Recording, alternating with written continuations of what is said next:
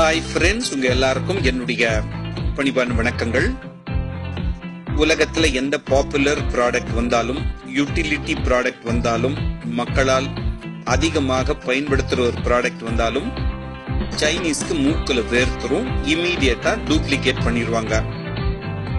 சரி, சாதாரண கன்சியூமர் ப்ராடக்ட்ஸ்ல தான் அப்படி பண்றாங்க, கன்சியூமர் டியூரபிள்ஸ்ல தான் அப்படி பண்றாங்கன்னா, இப்ப அவங்களுடைய நரி தந்திரத்தை பயன்படுத்தி ஈட்டபிள்ஸ்லயும் இந்த மாதிரி டூப்ளிகேட் ப்ராடக்ட், டியூபியஸ் ப்ராடக்ட்ஸ் பண்றதுக்கு அவங்க முன் வந்துட்டாங்க.